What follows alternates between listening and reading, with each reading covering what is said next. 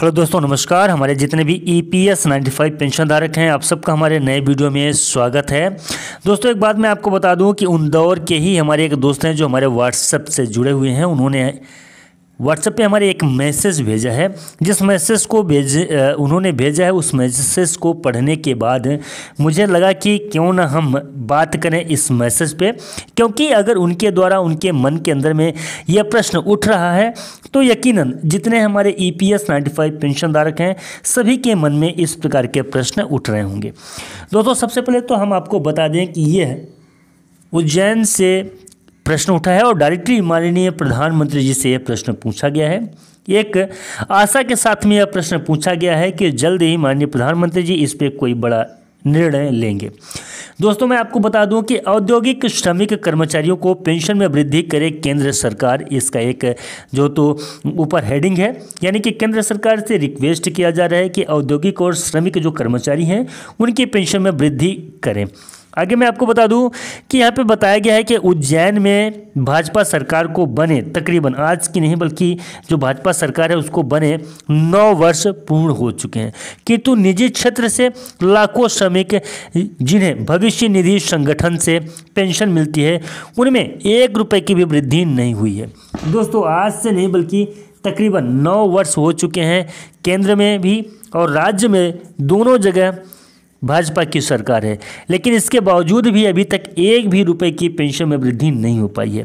यही उन्होंने बताया कि 2014 में मनमोहन सरकार ने न्यूनतम पेंशन 1000 रुपये कर दिया था। हालांकि मैं यहाँ पे बता दूं कि माननीय प्रधानमंत्री जी स्वयं पार्लियामेंट में 1000 रुपये तक पेंशनर्स की पेंशन की मांग को उठाए थे, रखे थे और बिल को पास करवाया था। बिल पास हुआ था। उसके आगे मैं आपको बता दूँ यहाँ पे कि अब तत्कालीन भाजपा प्रवक्ता प्रकाश जावड़ेकर ने कहा था कि हमारी सरकार बनी तो हम 3000 रुपये तक EPS 95 पेंशन धारकों को पेंशन की राशि देंगे। एक बड़ा बात कहा गया था, बड़ा कमिटमेंट किया गया था EPS 95 पेंशन धारकों के पेंशन वृद्धि को लेके। इसी के दौरान एक बात और मैं आपको बता दूं यहाँ पे कि EPS 95 पेंशन धारकों के लिए मथुरा के सांसद श्रीमती हेमा मालिनी देवी जी ने भी माननीय प्रधानमंत्री मोदी जी से मिलकर चर्चा की थी, किंतु परिणाम उसका शून्य निकला। यानी कि आज दिवस तक EPS 95 पेंशन धारकों के पेंशन में वृद्धि नहीं हो सकी। तत्कालीन श्रम मंत्री संतोष गंगवार ने भी कहा था कि अगर 2000 रुपये तक की पेंशन में वृद्धि की जाती है या पेंशन बढ़ा दी जाती है तो सरकार के ऊपर कोई भी अतिरिक्त खर्च नहीं पड़ेगा, यानी कि सरकार को किसी भी प्रकार का कोई अतिरिक्त पैसा नहीं देना होगा। किंतु आज तक EPS 95 पेंशन धारकों की पेंशन में वृद्धि नहीं हुई है।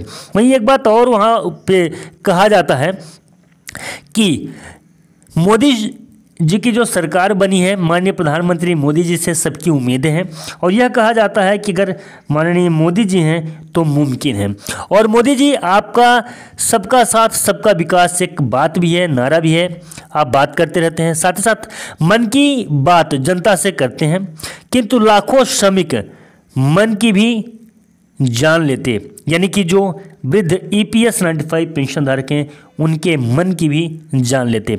आज वृद्धावस्था में वह कैसे जीवन गुजार रहे हैं।